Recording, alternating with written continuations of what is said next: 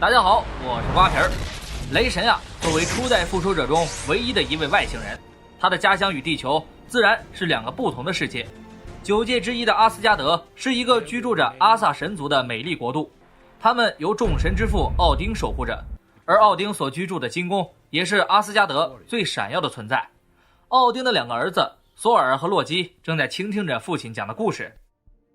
公元965年的地球上居住着一群平凡的人类，他们遭受到了9界之一约顿海姆中冰霜巨人的攻击。在人类即将面临冰河世纪时，奥丁来到了地球，帮助人类化解了危机，而胜利的代价却是他的一只眼睛与无数死去的仙宫战士，也夺去了冰霜巨人的能量之源。平复9界后，奥丁回到了自己家园，享受这种珍贵的和平。在听完父亲的故事后，2兄弟也会心一笑，争先恐后地对着父亲说要维护这份和平。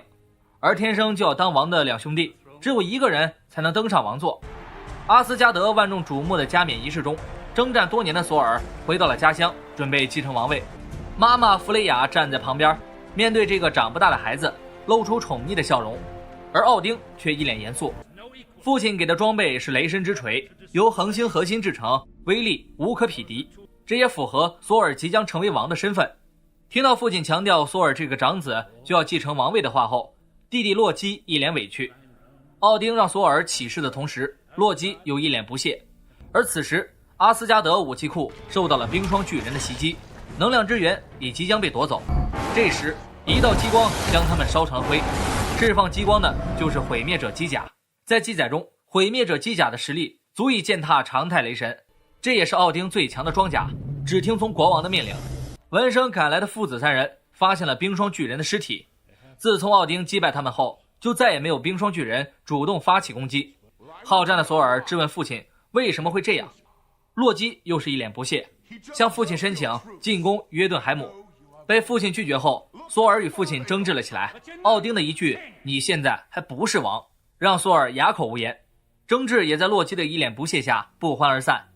本差一步就登上王位的索尔，因为冰霜巨人的袭击而无后续，愤怒的他自己撒着闷气。洛基这时走过来想安慰哥哥，说你迟早会成为王的，还告诉哥哥说有1就有2，冰霜巨人绝对不会善罢甘休。头脑简单相信兄弟的索尔决定背着父亲前往约顿海姆，嘴遁说服了好友一同前行。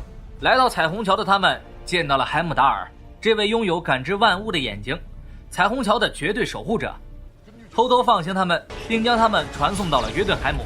巨人之王劳菲声称没有破戒，是仙宫中有叛徒。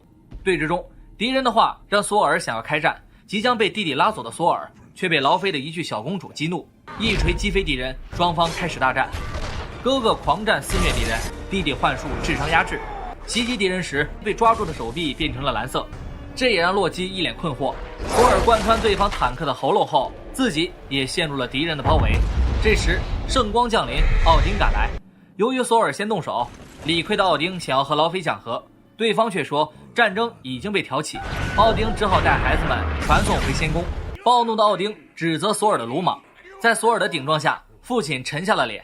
洛基也在父亲的呵斥下受惊。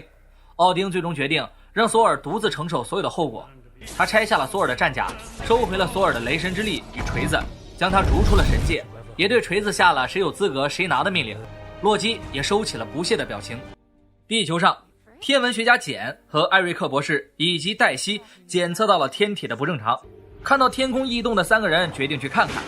而索尔也通过彩虹桥摔到了他们的车上。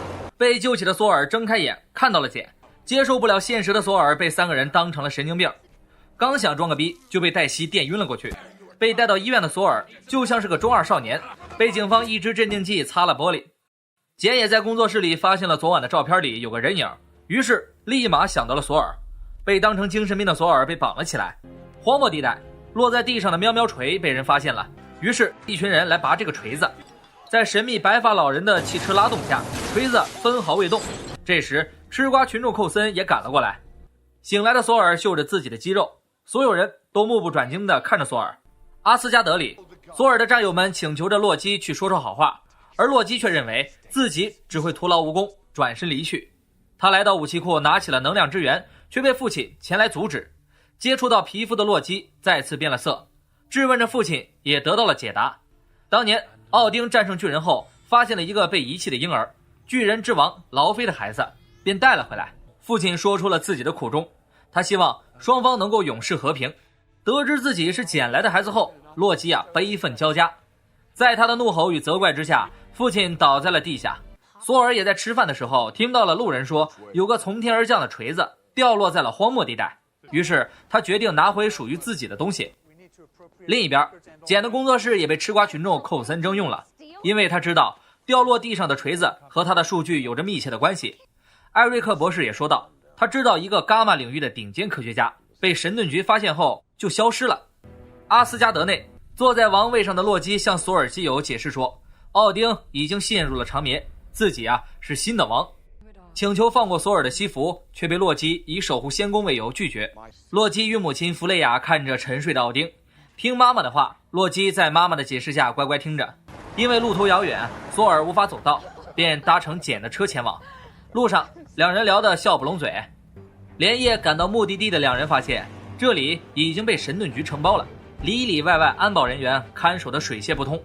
索尔决定闯进去，看着监控的酱油光头，发现了潜入的索尔，安排人去抓捕。这时索尔却已经把保安人员安排了，一路狂战的索尔放倒了所有前来抓捕的人。吃瓜群众寇森也命令鹰眼巴顿高空支援。终于来到了锤子面前的索尔，以为自己马上就要回家了，可他却怎么也拿不起来这个跟随自己多年的锤子。绝望的他跪在了锤子面前，没有任何反抗的被抓了起来。而这一切都被海姆达尔看在眼里。在吃瓜群众寇森的审问下，索尔沉默不语。这时洛基通过幻术来到了哥哥面前，告诉了他父亲已经不在了，还告诉了哥哥休战的条件是永远放逐他。索尔羞愧地流下了眼泪，也感谢了自己的弟弟。来到锤子面前，洛基也同样拿不起锤子。索尔也被艾瑞克博士保释了出来，随手顺走了简的笔记本。与劳菲见面的洛基和对方协商着里应外合进攻阿斯加德，自己的条件就是能量支援。两人达成协议，试图收买海姆达尔的洛基也吃了瘪。拿给简笔记本后，索尔也给他讲起了9界的故事。9界是由世界之树组成，地球也只是其中之一的存在。海姆达尔请来了西弗4人，并放水送他们去见索尔。知道一切的洛基以国王之名命令毁灭者阻止索尔的回归。见到索尔的他们说明了一切，也让索尔知道了弟弟在骗他。但此时毁灭者已经来到了地球，被误认为是阿巴托尼战甲的毁灭者击溃了吃瓜群众寇森一行人，来到了索尔的地区。战友不敌毁灭者，被打得七零八落，决定牺牲自己的索尔和弟弟道歉，并希望放过地球人。没有得到原谅的索尔被打飞了出去，也在简的面前闭上了眼睛。伴随着奥丁的一滴眼泪，雷神之锤冲向了天空。获得资格的索尔在雷神之力的作用下重生，曾被夺去的一切都回到了手里。索尔掀起阵龙卷风，一锤将毁灭者干得稀碎。索尔也和吃瓜群众寇森结为盟友，保护地球，条件是归还所有没收简的东西。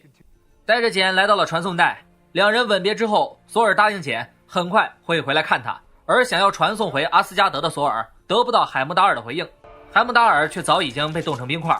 冰霜巨人也已经入侵阿斯加德，听到呼唤的海姆达尔砍翻了敌人，送回了索尔。已经杀到沉睡奥丁身边的劳菲即将夺走他的生命，却被戏精洛基打成粉末。妈妈还以为是洛基救了奥丁，赶来的索尔被洛基打退后，洛基来到彩虹桥，准备摧毁约顿海姆。索尔一直试图说服弟弟，得到的却是洛基的否认。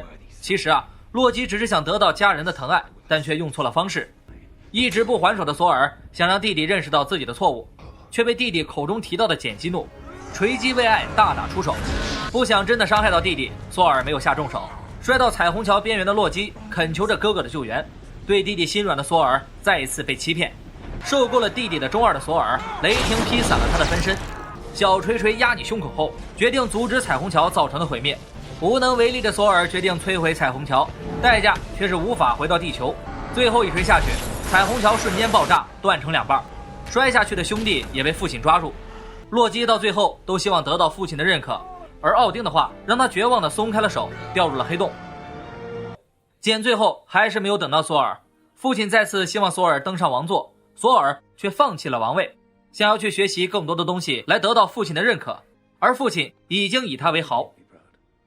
索尔与海姆达尔站在彩虹桥尽头，准备重拾希望。结尾里，艾瑞克博士被 Motherfucker Free 约来见面，他给博士展示了宇宙魔方，想要合作研究这个力量。而镜头中洛基邪魅的一笑也为电影画下了句号。本期节目也到此就结束了。洛基啊，本质不坏，只是缺爱还带一点中二，他也是能为了家人牺牲自己的人。感谢大家的收看，订阅加关注可以得到鸡妹的祝福哦。下一期美国队长不见不散。